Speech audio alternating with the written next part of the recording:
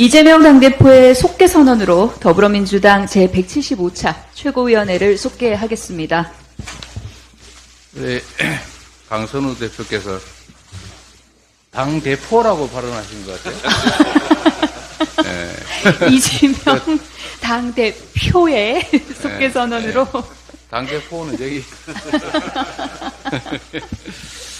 네, 네, 알겠습니다. 네, 최고위원회 회의를 속개하겠습니다.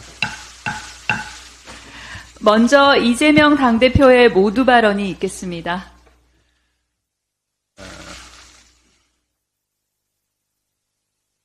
존경하는 국민 여러분, 먼저 여러 가지 일로 심려를 끼쳐 드린 점에 대해서 죄송하다는 말씀을 드립니다. 국민의 삶이 어렵고 또 국가적인 여러 가지 위기 상황들로 인해서 우리 국민들께서 가지는 불안함과 불편함에 대해서 조금이나마 더 인식하는 계기가 되었던 것 같습니다. 앞으로도 오로지 국가와 국민의 더 나은 미래를 위해 최선을 다하겠다는 말씀, 이 다짐의 말씀을 드리면서 회의를 시작하겠습니다. 우리 민주당의 가장 큰 과제는, 아니 민주당을 넘어서 대한민국 정치권의 가장 큰 과제는 국민의 삶을 지키고 개선하는 것입니다.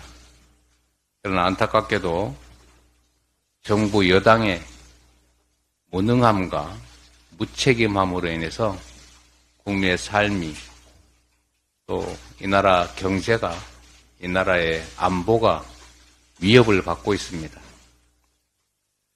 우리 민주당의 제1과제는 그래서 바로 민생을 지키고 평화를 회복하고 민주주의를 진척시키는 것입니다.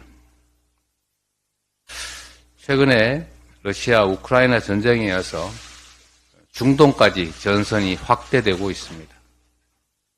그로 인해서 고유가, 인플레이션이 심화되고, 또 그로 인해서 우리 국민들의 삶이, 민생이 더욱더 악화되고 있습니다. 그래서 국가의 역할이 중요합니다. 정치의 역할이 더욱 중요해졌습니다. 윤석열 대통령께서는 계속 말씀드렸던 것처럼 국정기조를 전면 쇄신해야 합니다. 무능과 폭력적 행태의 표상이 되어버린 내각을 총사퇴시켜야 합니다. 그것이 말로만의 반성이 아니라 우리 국민들에게 정부의 진정성을 확인시켜주는 핵심적인 모습이 될 것입니다. 경제와 민생을 반드시 되살려야 합니다. 좋은 책상에, 좋은 건물에 앉아서 세상을 보면 평화롭고 그 속에 살아가는 우리 국민들의 고통스러운 일상조차도 아름답게 보일 수 있습니다. 그러나 월세 내기 어렵고, 원리금 갚기 어렵고, 직장 구하기 어렵고, 아이들의 먹을거리에 하루하루 걱정하는 우리 민초들은 그야말로 삶이 지옥일 수도 있습니다. 멀리서 배부르게 편안한 일상 속에서 지켜보는 국민들의 삶은 전혀 다를 수 있다는 것을 깨달아야 합니다. 경제를 살리기 위해서 시장에만 맡길 것이 아니라 그냥 언젠가는 좋아지겠지라고 막연하게 기대할 게 아니라 정부가 할 수 있는 최대의 노력을 기울여야 합니다. 재정 지출을 확대하고 기술 발전에 힘쓰고 미래의 새로운 먹거리 산업을 위한 국가의 투자를 강화해야 합니다. R&D 예산 대폭 삭감 같은 이런 전 세계가 비웃을 무지한 행동을 해서는 안 됩니다. 정부의 역할을 다시 재고하기를 기대합니다. 언제나 말씀드리는 것처럼 말이 아니라 행동해야 합니다. 이번 제출된 정부 예산을 원점에서 전면 재검토하고 여야 간의 협의, 토론을 거쳐서 경제를 살리고 민생을 살리고 그중에서도 특히 삶, 생존 자체에 위협을 느끼는 이 다수의 국민들을 위해서 할 수 있는 일들을 충분히 할 수 있게 전면적인 예산에 대한 재검토를 해야 합니다. 여야 간의 충실한 협의를 통해서 예산에 대한 근본적인 대전환을 시도해 주시기를 요청드립니다. 그래서 우리 민주당의 어깨가 무겁습니다. 국민의 먹고 사는 문제를 해결하고 특히 정부의 폭압으로 인해서 대한민국의 시스템이 붕괴되고 과거로 퇴행하는 이런 일들을 막기 위해서는 반드시 이번 총선에서 정부의 잘못된 점을 엄히 꾸짖는 심판이 이루어져야 합니다.